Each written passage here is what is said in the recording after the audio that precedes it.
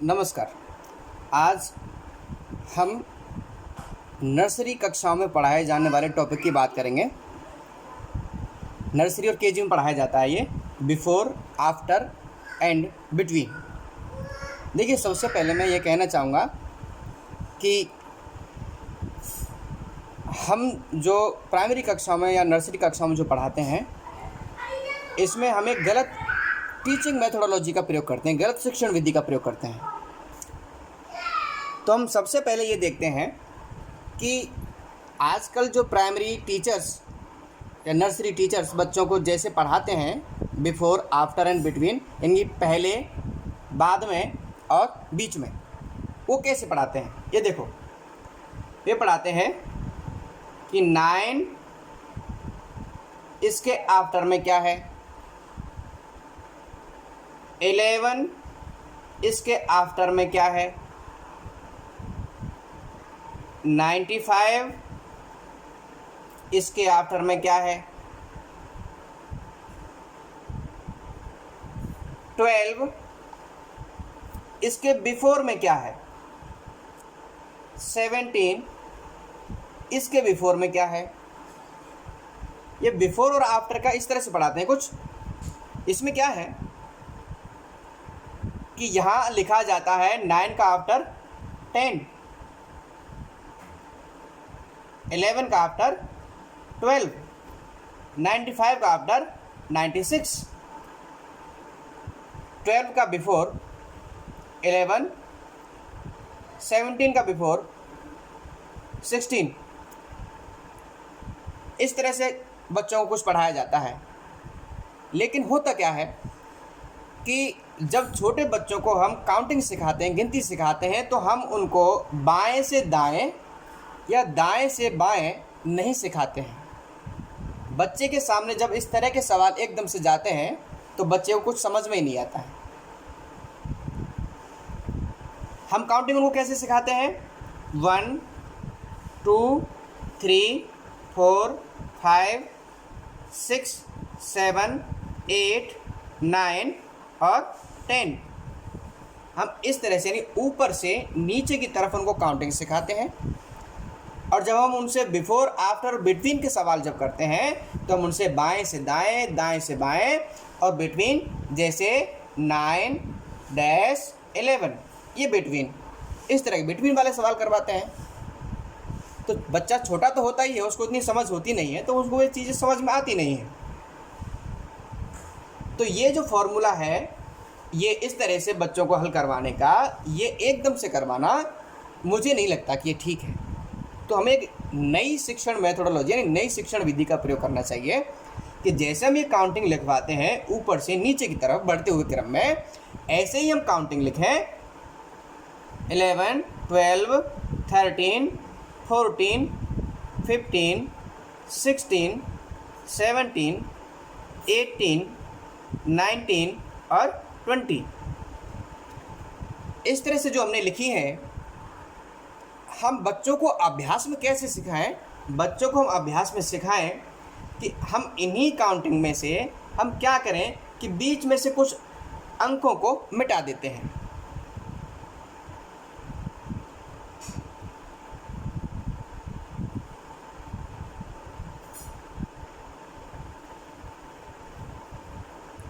ये लीजिए, ये हमने अब कुछ अंक मिटा दिए हैं।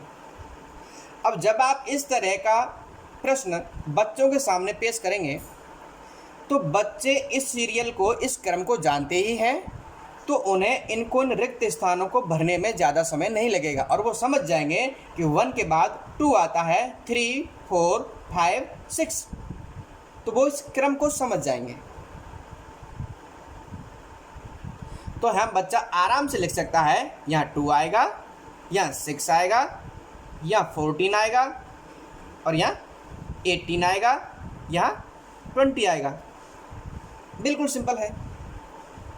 लेकिन यदि इन्हीं में से यदि वो इस तरह देगा, तो अब देखिए, हम ऊपर से जब नीचे की तरफ अंकों को लिखते हैं तो हम इनमें कॉमा नहीं लगाते हैं, क्योंकि इसमें आवश्यकता नहीं होती है। गिनतियों का, काउंटिंग का क्रम ऊपर से नीचे ही होता है। काउंटिंग का क्रम 1 2 3 4 5 6 7 8, इस तरह से नहीं होता है। आपने कहीं ऐसे क्रम नहीं देखा होगा, कहीं भी नहीं होता। लेकिन जब ऐसे क्रम हम जब लिखते हैं, काउंटिंग जब हम लिखते हैं, तो हम उनके बीच में कॉमा लगाते हैं, ऐसे ये कॉमा लगाते हैं। अब आप देखो ऊपर जो हमने सवाल दिया था, जैसे प्राइमरी टीचर्स देते हैं, तो इस प्राइमरी टीचर्स ने जो सवाल दिया है, क्या इसमें कॉमा है कहीं? नहीं है। अब 9 के बाद आपने 10 तो लिखवा दिया। आप इसको पढ़ के देखो कितना हो गया है, 910, 1112। इसी तरह से ये सारी संख्याएं बन जाती हैं, जो कि सवाल गलत है। यदि आप इस तरह से बच्चों को सिखा रहे हैं, तो पहले आपको बच्चों को इस तरह से ये काउंटिंग, यानी कि बाएं से दाएं की तरफ आपको काउंटिंग सिखानी पड़ेगी। आप कई बार जब बच्चों को इस तरह से काउंटिंग का अभ्यास करवाएंगे बाएं से दाएं की तरफ, तब कहीं जाकर के बच्चे इस क्रम को समझ पाएंगे। यदि आप बिना कॉमा के इनको लिखोगे तो बच्चे नहीं समझ पाएंगे, क्योंकि वो 1 2 3 4 हो जाएगा। यदि आप इसके बीच में कॉमा लगा हटा दें, ऐसे ऐसे करते जाएं, तो बच्चा कभी तो इसको 12 पढ़ लेगा, कभी इसको 23 पढ़ लेगा, कभी इसको 34 पढ़ लेगा, क्योंकि वो बच्चा भी छोटा है, इतना समझदार नहीं है कि वो काउंटिंग के कई तरीकों को वो जान सके। तो इनमें कॉमा लगाना ज़रूरी है। अब आप देखिए, यदि हम बजाय इस तरह काउंटिंग लिखें और बच्चों को सवाल इन्हीं में से करवाएं, हम ऐसे अभ्यास करवा देंगे 100 तक की काउंटिंग का, फिर हम इनमें से बीच में से ऐसे हटा देते हैं। ये लीजिए, अब बच्चों से कहें कि आप इसको फिल करिए, तो बच्चा इसमें 4 फिल करेगा, इसमें 6 फिल करेगा, क्योंकि उसको क्रम पता है 1 2 3 4 5 6 7 8 9 10। वो उसको पूरे को पढ़ेगा तो उसको समझ में आ जाएगा। धीरे धीरे हम इन संख्याओं को कम करते चलें, जैसे 1 2, उसके बाद कितना आएगा 7 8, उसके बाद कितना आएगा, ऐसे। तो बच्चे को क्रम याद रहेगा। कॉमा लगाते चले, ऐसे ही मैं इधर से मिटा देता हूं।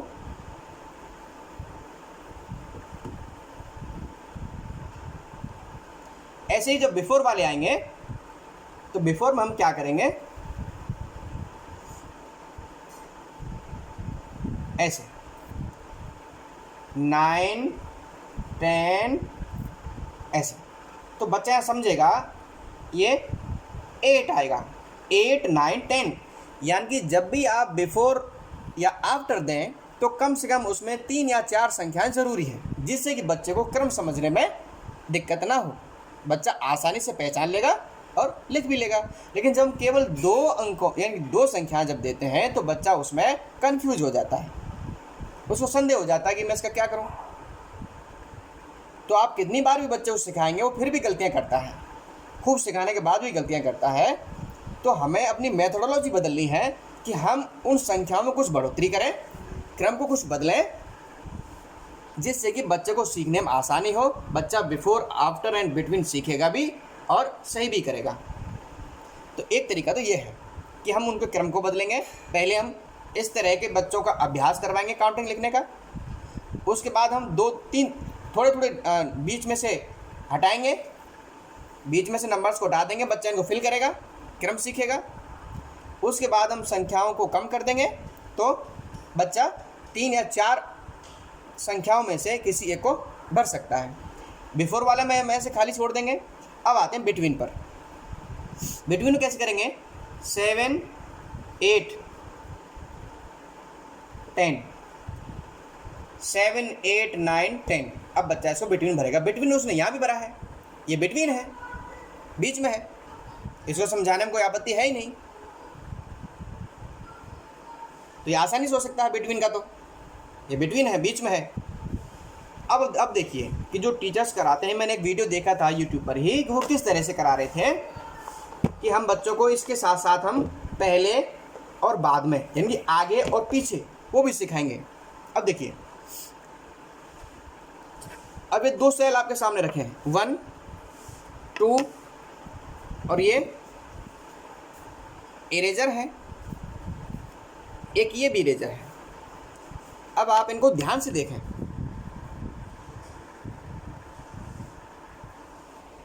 आप इनको ध्यान से देखेंगे, ये 4 चीज़ें 1 2 3 4।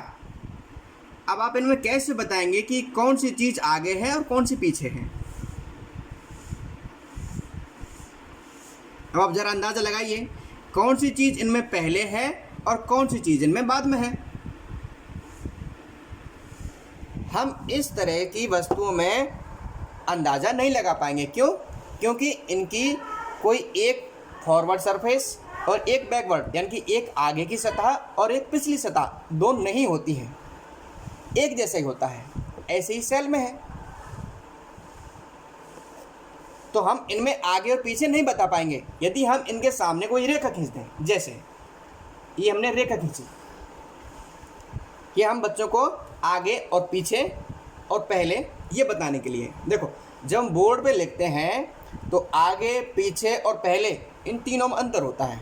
हम उनको कई बार उनको पहले बोल देते हैं, कई बार उनको आगे बोल देते हैं। देखो, हमारी लिखने की जो दिशा होती है, वो लिखने की दिशा हमारी बाएं से और दाएं तरफ होती है। तो हम लिखेंगे 1 ऐसे, 2 1 2 3 4 5 6 7 8। एक के आगे 2 है, 2 के आगे 3 है, 3 के आगे 4 है, 4 के आगे 5 है, 5 के आगे 6 है, 6 के आगे 7 है, 7 के आगे 8 है। यानी कि आगे जैसे हमारा मुंह है, हमारा मुंह इधर है, इधर से हम इधर देख रहे हैं, तो आगे की तरफ का क्रम ऐसे होगा। कई बार हम क्या करते हैं, जैसे कैसे हम बात कहते हैं कि बेटा 3 के आगे 2 लिखो, क्योंकि 3 के आगे 2 लिखो। तो कई बार बच्चे इधर लिख देते हैं, कई बार बच्चे इधर लिख देते हैं, क्योंकि दरअसल वो समझ में नहीं आता उनको कि आगे इधर होता है कि इधर होता है। तो हम बच्चों को बताएंगे कि आगे हमारे मुंह के सामने वाली दिशा आगे होती है। जैसे ये एक व्यक्ति खड़ा है, ये एक व्यक्ति खड़ा है और इसका नाक और मुंह ये इधर है। एक दूसरा व्यक्ति खड़ा है, इसके नाक और मुंह इधर हैं। ये एक तीसरा व्यक्ति खड़ा है, इसके नाक और मुंह इधर हैं। तो इसकी ये दिशा, ये आगे की तरफ की दिशा है, ये पीछे की दिशा नहीं है। चित्र में भी ये दिशा पीछे नहीं है। क्यों? क्योंकि इधर इसका मुंह है, तो मुंह की तरफ की जो आगे की दिशा होती है वो मुंह की तरफ होती है। तो यानी कि ये ए है, ये बी है और ये सी है। यहाँ सी से आगे बी है और बी से आगे ए है। यदि यही इनके मुंह की दिशा इधर होती तो क्रम ऐसे ही होता उल्टा, और ये नाम इनके यही होते। तो ए के सामने बी होती, यदि जैसे इनका मुंह इधर होता,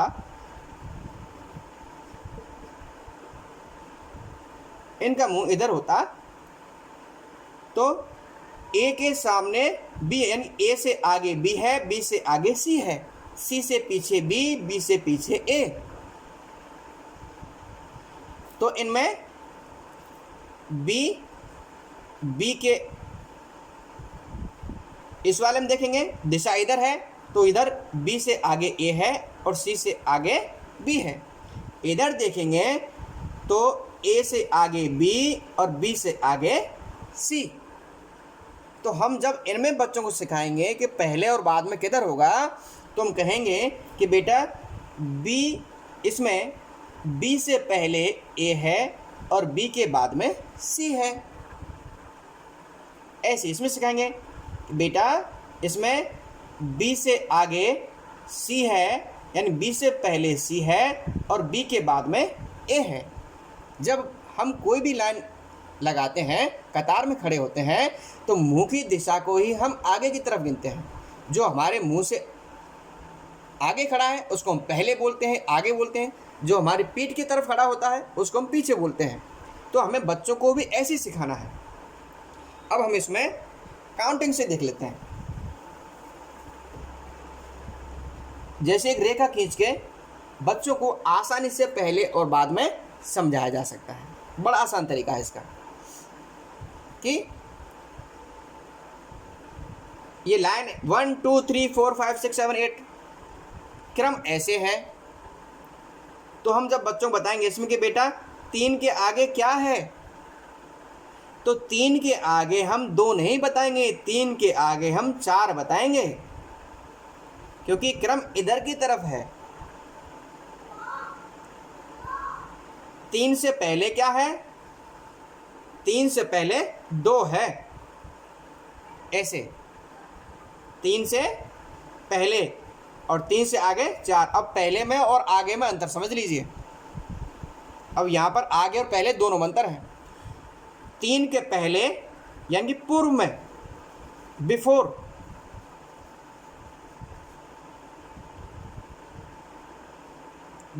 2 है। 3 के बिफोर में 2 है और आफ्टर में यानी कि बाद, 3 के बाद में 4 है। इसको हम आगे भी कहेंगे और बाद भी कहेंगे। तो ये हम जब बोर्ड पर लिखते हैं उस स्थिति में हम आगे, पहले, बाद में इन शब्दों का इस्तेमाल बड़ी सावधानी से करें, क्योंकि बच्चे इनमें कंफ्यूज हो जाते हैं। उनको नहीं पता चलता कि आगे किधर है और पीछे किधर है। आप इसमें एक बार फिर से समझ लें कि यहाँ 3 है तो 3 के आगे 4 यानी कि 3 के बाद में आफ्टर, 3 के पहले पूर्व, बिफोर 2 है। तो आगे में और बिफोर में हम जब ऐसी लिखते हैं बोर्ड पर तो उसमें अंतर होता है। ठीक है, ये पहले है, ये बाद में है। अब पीछे भी शब्द एक आता है, पीछे कैसे लिखें? अब पीछे कैसे लिखा जाएगा आप देखिए। अब आप इसमें बता दीजिए पीछे कौन सा है, 3 के पीछे कौन सा है? 3 के पीछे 2 है, 3 के पीछे 2 है, 3 के आगे 4 है। ठीक है, अब जैसे ये एक इसको मिटा देते हैं।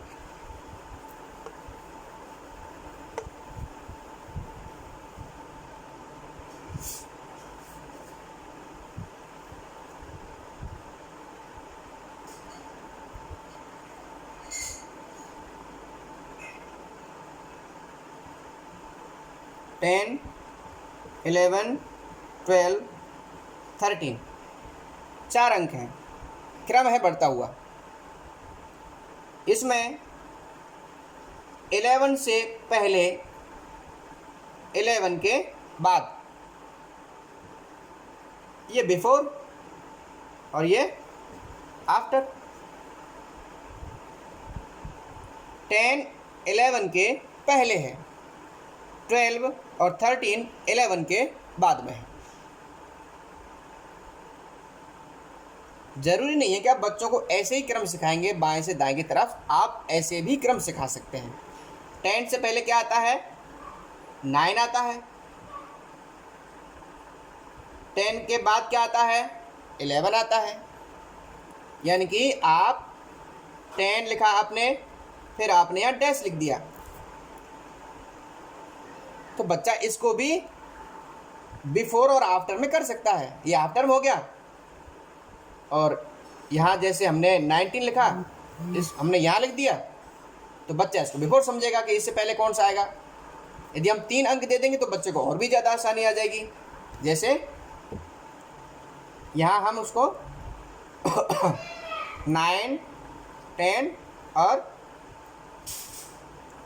7 से लेते हैं, 7, 8 और 9। 7, 8, 9 बच्चा आसानी से लिखेगा, उसको क्रम याद होता है। ऐसे इसमें यदि हमको बिफोर देखना है तो 19 और 20, 18, 19, 20। यदि हमने बिटवीन देखना है तो 7, 8, 9, बच्चा इसमें आसानी से 8 भर देगा। तो हमें इसमें अपनी जो मैथोडोलॉजी है थोड़ा सा उसमें हमें सुधार करना है कि जो प्राइवेट स्कूलों में हम जो पढ़ाते हैं, जो कुछ सरकारी स्कूलों में भी नर्सरी में और केजी में बच्चों को, केजी में भी और फर्स्ट में भी बच्चों को ऐसे सिखाते हैं, तो उसमें हम थोड़ा सा सुधार करें जिससे कि बच्चों को थोड़ा सा सीखने में आसानी हो जाए। हम केवल एक पहले से चली आ रही या हमने जिस तरह से पढ़ा है हम उसी को आधार मान लें कि इसी तरह से ही पढ़ाया जा सकता है, तो ऐसा नहीं है। मैथडोलॉजी बदलती हैं, विधियाँ बदलती रहती हैं, तो हम एक नए तरीके से हम बच्चों को पढ़ा सकते हैं, बच्चों को समझाने में आसानी हो सकती है। मैं चाहूँगा कि आप हमारे कमेंट बॉक्स में ज़रूर लिखें कि वीडियो आपको कैसा लगा, ये शिक्षण विधि आपको कैसी लगी। यदि आपका कोई सुझाव है तो आप निश्चित रूप से हमें लिख करके कमेंट्स बॉक्स में भेजें। धन्यवाद।